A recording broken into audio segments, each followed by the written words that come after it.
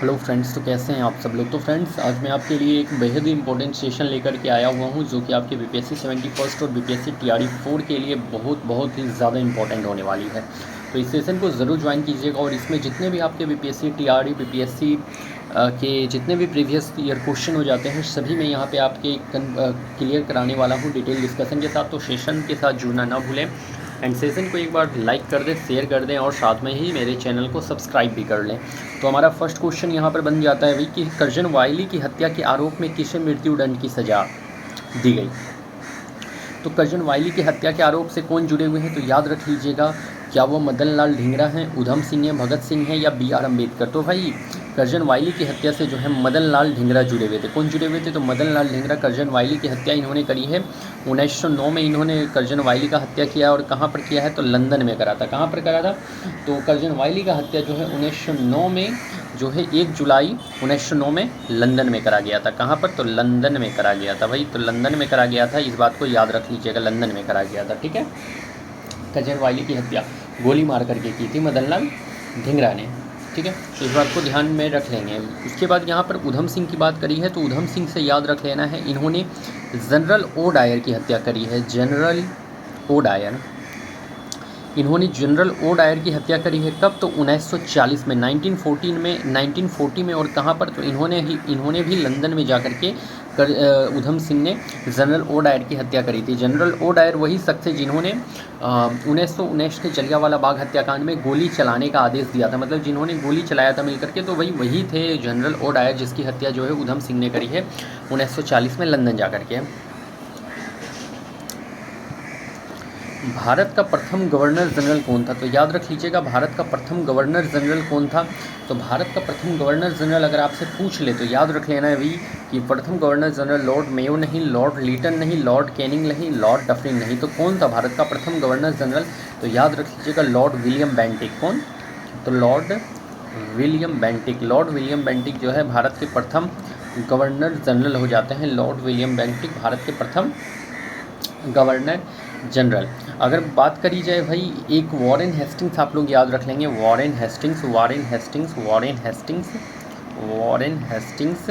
तो Warren Hastings कौन थे, तो वॉरेन हेस्टिंग्स याद रख लेना, ये बंगाल का प्रथम गवर्नर जनरल था। क्या था, तो बंगाल का प्रथम गवर्नर जनरल, बंगाल का प्रथम गवर्नर जनरल वॉरेन हेस्टिंग्स था।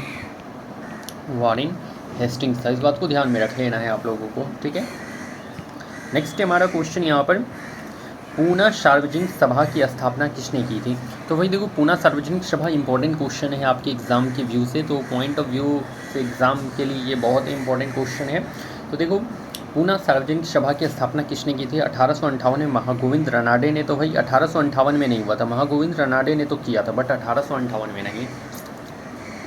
ये हुआ कब था, तो देखो याद रख लीजिएगा कि महागोविंद रनाडे ने करा था भाई, और ये किया था 1870 में। इसका मतलब है ऑप्शन नंबर 20 करेक्ट है, ऑप्शन नंबर 20 करेक्ट है। 1870 महागोविंद रनाडे ने पूना सार्वजनिक सभा की स्थापना करी थी। ठीक है,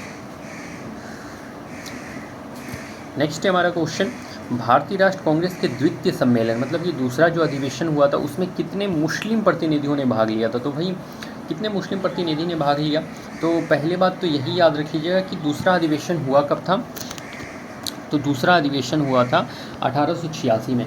और दूसरा अधिवेशन देखने को कहाँ पर मिला था, तो भाई ये देखने को मिला था कलकत्ता में। कहाँ पर देखने को मिला था, तो दूसरा अधिवेशन जो हुआ था ये कोलकाता में देखने को मिला था। इसकी अध्यक्षता किसने करी थी, तो याद रख लीजिएगा दादा भाई नौरोजी ने इसकी अध्यक्षता करी थी। दादा भाई नौरोजी ने जो है दूसरा अधिवेशन कलकत्ता में जो आयोजित हुआ उसका अध्यक्षता की है। बिहार से इसमें लोग शामिल थे या नहीं, तो बिहार से 2 लोग शामिल थे, बिहार से 2 लोग इस अधिवेशन में शामिल हुए थे। ठीक है, तो बिहार से 2 लोग इस अधिवेशन में शामिल हुए थे, इस बात को भी ध्यान में ज़रूर रख लीजिएगा। इसमें कितने लोग टोटल भाग लिए थे, तो 436 लोगों ने टोटल भाग लिया था। कितने लोगों ने भाग लिया था, तो 436 टोटल लोगों ने भाग लिया था। इसमें अगर मुस्लिम प्रतिनिधि आपसे पूछ ले तो मुस्लिम प्रतिनिधि इसमें कितना था, 33 इसमें जो है मुस्लिम प्रतिनिधियों ने भाग लिया था। ठीक है, तो मुस्लिम प्रतिनिधि ने भाग लिया था कितना, तो 33 मुस्लिम प्रतिनिधि ने 1886 वाले कलकत्ता अधिवेशन में भाग लिया था। इस बात को ध्यान में रख लेना है आपको। तो आई होप कि 1886 वाले कलकत्ता अधिवेशन के जितने भी प्रश्न बन सकते थे, सारे इंपॉर्टेंट प्रश्न मैंने आपके साथ यहाँ पर डिस्कस कर रखा है। तो आप लोग देख लीजिएगा इसको टोटल। चंपारण आंदोलन मुख्यतः किसके विरोध में था? तो वही देखो, ये चंपारण आंदोलन है, और एक्चुअली ये चंपारण आंदोलन हुआ कब था? तो याद रख लेना है 1917 में चंपारण आंदोलन देखने को मिला था। चंपारण आंदोलन के जो नेता थे, मुख्य लीडर अगर पूछ ले इसमें कि कौन थे, तो याद रख लीजिएगा राजकुमार शुक्ल। जो भी इंपॉर्टेंट बन सकते हैं सभी मैं आपको यहाँ पर करा रहा हूँ। तो राजकुमार शुक्ल जो है चंपारण आंदोलन के लीडर बन जाते हैं, और इन्होंने ही जो है 3 कठिया प्रथा का विरोध किया था। 3 कठिया प्रथा का विरोध का मतलब था भाई कि 20 कट्ठा में से 3 कट्ठा में नील का खेती करना कंपलसरी होता था ज़बरदस्ती किसानों को, ठीक है। तो इसीलिए जो है ये जो राजकुमार शुक्ल थे, इन्होंने 3 कठिया प्रथा का विरोध किया था। और ये राजकुमार शुक्ल है, ये 1916 के लखनऊ अधिवेशन में भाग लिए थे, लखनऊ अधिवेशन में भाग लिए थे। और वहीं पर इन्होंने जो है महात्मा गांधी को इनवाइट करा था, महात्मा गांधी को इनवाइट करा था चंपारण आने के लिए। महात्मा गांधी को इनवाइट किया चंपारण आने के लिए, ठीक है। तो 1916 के लखनऊ अधिवेशन, जिसकी अध्यक्षता जो है अंबिका चंद्र मजूमदार कर रहे थे, वहीं पर जो है राजकुमार शुक्ल जाते हैं और महात्मा गांधी को इनवाइट करते हैं चंपारण आने के लिए। और इनके इनवाइट पर जो है महात्मा गांधी जो है भाई ये 15 अप्रैल 1917 को चंपारण पहुंचते हैं। 15 अप्रैल 1917 को कहाँ पहुंचते हैं? तो चंपारण पहुंचते हैं, और यहाँ पर जाकर ये चंपारण के किसानों के लिए सॉल्यूशन भी ढूंढते हैं। और एक बात ध्यान में रख लेना कि जो कोई किसान जो पहली बार जो है मंच से भाषण दे रहा था, तो वो थे राजकुमार शुक्ल। पहले किसान थे जिन्होंने मंच से भाषण दिया था। और ये भाषण कब दिया था? तो 1916 के लखनऊ अधिवेशन में इन्होंने भाषण दिया था। तो देखो, चंपारण आंदोलन मुख्यतः किसके विरोध में था? भू राजस्व तो नहीं भाई, ये था आपके नकदी फसल के विरोध में। किसके विरोध में? तो नकदी फसल जो था वही आपके नील से रिलेटेड बात थी यहाँ पर, तो इसीलिए ये क्या था? तो नकदी फसल से रिलेटेड ये विरोध था। 1934 में कांग्रेस सोशलिस्ट पार्टी की स्थापना की गई थी। तो देखो, 1934 में जो कांग्रेस सोशलिस्ट पार्टी था या समाजवादी पार्टी था, उसकी स्थापना किसने करी थी? तो देखो, 1934 में पहली बात यही याद रख लेना है, 1934 में कांग्रेस सोशलिस्ट पार्टी का स्थापना हुआ। स्थापना किसने किया है? जवाहरलाल नेहरू और विनोबा भावे द्वारा तो नहीं भाई, जयप्रकाश नारायण और आचार्य नरेंद्र देव के द्वारा जो है 1934 में जो है सोशलिस्ट पार्टी का स्थापना किया था। जयप्रकाश नारायण और आचार्य नरेंद्र देव के द्वारा, ठीक है। और इस पार्टी का जो प्रथम सम्मेलन जो हुआ था, ये कहाँ पर हुआ था? तो पटना में हुआ था इस पार्टी का प्रथम सम्मेलन। इसको भी ध्यान में रख लेना है। भारत छोड़ो आंदोलन के दौरान बकरी का टापू में अखिल भारतीय आज़ाद दस्ता का गठन किया था। देखो, आज़ाद दस्ता की बात करी गई है कि आज़ाद दस्ता का गठन किसने किया। तो पहला बात ये याद रख लीजिएगा कि भारत छोड़ो आंदोलन के दौरान जो है आज़ाद दस्ता का गठन किया है। किसने किया है? राम मनोहर लोहिया ने नहीं भाई, उषा मेहता ने नहीं, चिंटू पांडे ने नहीं, जयप्रकाश नारायण ने जो है नेपाल के रामविलास के जंगल में जो है आज़ाद दस्ता का गठन किया था। कहाँ पर? तो नेपाल के रामविलास या राजविलास के जंगल में आज़ाद दस्ता का गठन किया था जयप्रकाश नारायण ने। और ये भारत छोड़ो आंदोलन के दौरान जो है गठन किया गया था। जयप्रकाश नारायण को देखो जो है गिरफ्तार करके जो है ना, भारत छोड़ो आंदोलन के द्वारा जब 8 अगस्त 1942 को जो भारत छोड़ो आंदोलन चल रहा था, उसके बाद जो है 9 अगस्त 1942 को जो 0 आवर हुआ, तो उसके तहत जो है इन्हें गिरफ्तार कर लिया, ठीक है। तो 9 अगस्त 1942 को ये जो अरेस्ट हो गए, और अरेस्ट करने के बाद इन्हें जो है हजारीबाग जेल में डाल दिया गया। कहाँ पर? तो हजारीबाग जेल में डाल दिया, जहाँ से वो दिवाली की रात को दीवार फांद करके भाग गए थे, और वो चले गए थे नेपाल के राजविलास जंगल, और वहीं पर जाकर उन्होंने आज़ाद दस्ता का गठन किया था। तो इसीलिए यहाँ ऑप्शन नंबर डी यहाँ पर करेक्ट बन जाता है। जयप्रकाश नारायण ने आज़ाद दस्ता का गठन किया था। काकोरी ट्रेन डकैती कांड में किन क्रांतिकारी को फांसी की सज़ा दी गई? तो देखो, काकोरी ट्रेन डकैती कांड, देखो काकोरी ट्रेन डकैती कांड हुआ कब था? तो याद रख लीजिएगा कि जो काकोरी ट्रेन डकैती कांड था भाई, ये हुआ था आपके अगस्त 1925 में। 9 अगस्त 1925 में जो है काकोरी ट्रेन डकैती कांड देखने को मिला था, ठीक है। काकोरी ट्रेन डकैती कांड देखने को मिला था 9 अगस्त 1925 में। और इसमें जो क्या किया गया था, तो इसमें से जो है सरकारी खजाना को लूटा गया था। पैसेंजर ट्रेन में जो सरकारी खजाना था, उससे जो है सरकारी खजाना को लूट लिया गया था, ठीक है। और यही जो है बाद में जाकर के काकोरी ट्रेन कांड के नाम से जाना गया था। और इस देखो, काकोरी ट्रेन डकैती कांड में जो है 29 लोग अरेस्ट हुए थे। 29 लोग क्या हुए थे? तो अरेस्ट हुए थे, जिनमें से जिसमें से राम प्रसाद बिस्मिल, अशफाक उल्लाह खां, रोशन लाल, राजेंद्र लहरी को फांसी हुई थी। 4 लोगों को फांसी हुई थी, 4 लोग फांसी में चढ़ाए गए थे, 4 को फांसी हुई थी, जिसमें से याद रख लेना है राम प्रसाद बिस्मिल, अशफाक उल्लाह खां, रोशन लाल और राजेंद्र लहरी, ये 4 को फांसी का सज़ा दिया गया था। तो यहाँ से देख लीजिए ऑप्शन में राम प्रसाद बिस्मिल है और अशफाक उल्लाह खां है, इन्हें जो है काकोरी ट्रेन डकैती में जो है फांसी का सज़ा दिया गया है।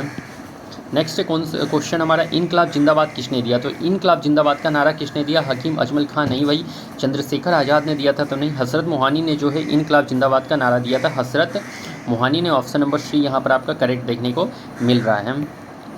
भगत सिंह, राजगुरु और सुखदेव को फांसी की सज़ा कब दी गई? तो देखो भगत सिंह, राजगुरु और सुखदेव को फांसी की सज़ा जो है भाई ये 23 मार्च 1931 को दिया गया था। भगत सिंह, राजगुरु और सुखदेव, इन तीनों को फांसी का सज़ा दिया गया। कब दिया गया? तो 23 मार्च 1931 को दिया गया।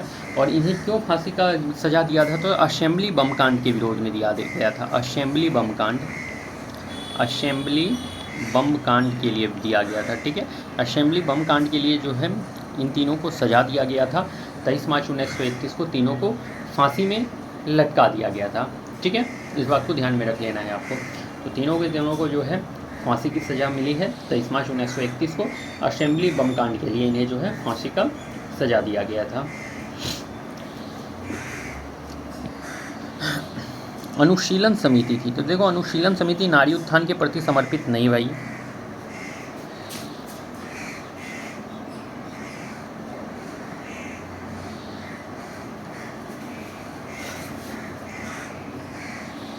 विधवा विवाह को प्रोत्साहित करने वाली तो नहीं, मजदूरों के कल्याण की रुचि रखने वाला तो नहीं, एक क्रांतिकारी संगठन था आपका अनुशीलन समिति, ध्यान में रख लेना है। निष्क्रिय विरोध के सिद्धांत का प्रतिपादन किसने किया? तो निष्क्रिय विरोध महात्मा गांधी ने नहीं भाई, महात्मा गांधी ने निष्क्रिय विरोध का सिद्धांत नहीं दिया था। बिपिन चंद्र पाल नहीं, बाल गंगाधर तिलक भी नहीं होना है। अरविंदो घोष ने जो है निष्क्रिय विरोध के सिद्धांत का प्रतिपादन किया था, तो अरविंदो घोष याद रख लेना है आपको। गदर पार्टी की स्थापना हुई, तो गदर पार्टी का स्थापना 1907 में नहीं 1913 में देखने को मिला था। गदर पार्टी का स्थापना 1913, और ये कहाँ पर? तो सैन फ्रांसिस्को यूएसए में। कहाँ पर? तो सैन फ्रांसिस्को यूएसए में जो है गदर पार्टी का स्थापना हुआ था। और गदर पार्टी का स्थापना किसने किया था? तो लाला हरदयाल, याद रखिएगा, लाला हरदयाल ने गदर पार्टी का स्थापना किया है 1913 में। और ये किसके नेतृत्व में? तो सोहन सिंह भाखना के नेतृत्व में इन्होंने गदर पार्टी का स्थापना किया था। सोहन सिंह भाखना के नेतृत्व में लाला हरदयाल ने सैन फ्रांसिस्को यूएसए में 1913 में गदर पार्टी का स्थापना किया। इंडिया फॉर इंडियंस किताब किसने लिखी है? तो याद रख लेना है, इंडिया फॉर इंडियंस किताब जो लिखा है ये किसने लिखा है?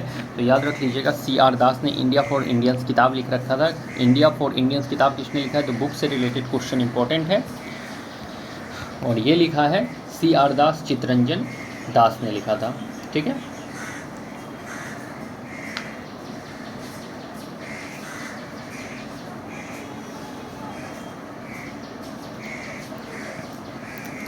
उन्नीस 1906 में कोलकाता अधिवेशन की अध्यक्षता किसने की? 6 में कलकत्ता अधिवेशन की अध्यक्षता किसने करी है? बाल गंगाधर तिलक नहीं, गोपाल कृष्ण गोखले नहीं, अरविंदो घोष नहीं, दादा भाई नौरोजी। इस तरह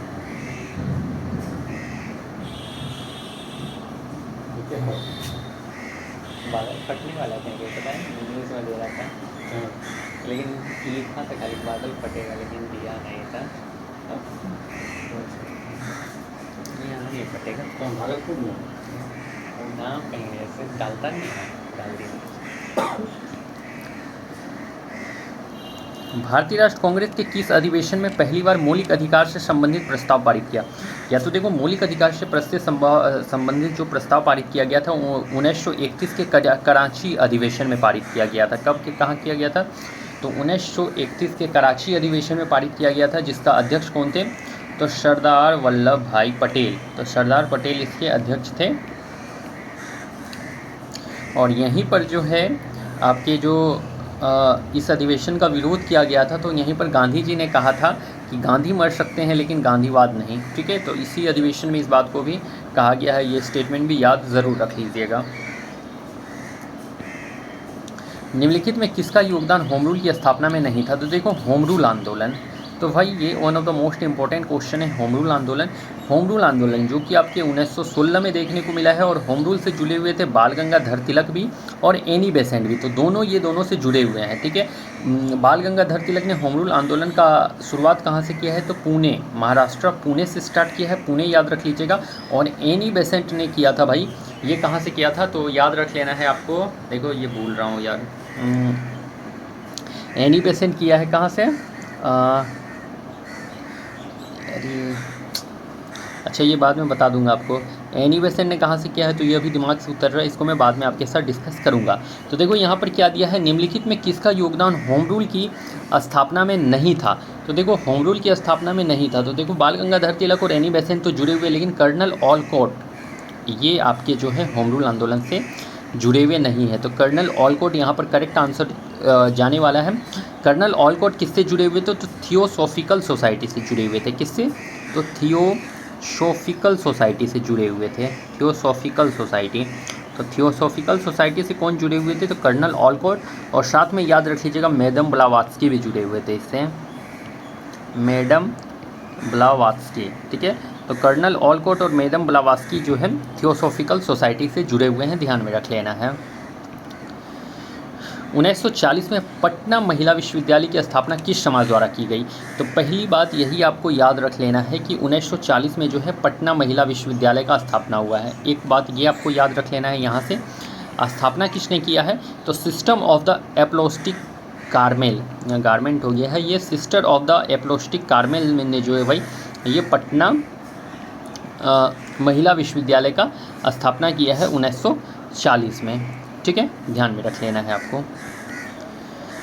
बंगाल में महलवाड़ी बंदोबस्त प्रणाली की शुरुआत की, तो देखिए बंगाल में अगर पूछ ले कि महलवाड़ी जो बंदोबस्त प्रणाली था उसका शुरुआत किसने किया था, तो ध्यान में रख लीजिएगा कि बंगाल में जो है महलवाड़ी जो स्टार्ट किया गया है वो किसने किया था महलवाड़ी, तो याद रख लीजिएगा इसमें हॉल्ट मैकेंजी ने किया था। नेक्स्ट, विनोबा भावे ने व्यक्तिगत सत्याग्रह कहाँ से आरंभ किया, तो व्यक्तिगत सत्याग्रह, तो देखिए व्यक्तिगत सत्याग्रह जो स्टार्ट हुआ था ये हुआ था 17 अक्टूबर 1940 को। कब हुआ था, तो 17 अक्टूबर 1940 को जो है व्यक्तिगत सत्याग्रह स्टार्ट हुआ था, और ये कहाँ से हुआ था, तो पवनार महाराष्ट्र से स्टार्ट हुआ था। कहाँ से, तो पवनार महाराष्ट्र से जो है व्यक्तिगत सत्याग्रह स्टार्ट हुआ था। और ये दो देखो यहाँ पर correct answer option number C हो जाएगा, पवनार महाराष्ट्र से व्यक्तिगत सत्याग्रह शुरुआत किया था। और व्यक्तिगत सत्याग्रह शुरू किसने करवाया था, तो गांधी जी ने स्टार्ट कराया था, ठीक है, गांधी जी ने स्टार्ट कराया था व्यक्तिगत सत्याग्रह, ठीक है।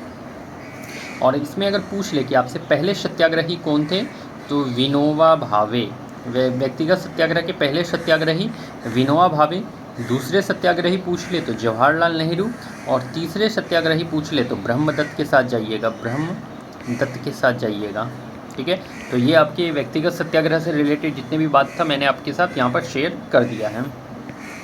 तो फ्रेंड्स हमारा आज का सेशन यहीं पर ख़त्म होता है, और जितने भी क्वेश्चन थे सभी का मैंने आपको डिटेल डिस्कशन कराया है, तो अच्छे से देख लीजिएगा। तो चलिए मैं फिर मिलता हूँ कल किसी नेक्स्ट सेशन में दमदार सेशन के साथ, तब तक के लिए आप लोगों को thank you and best of luck.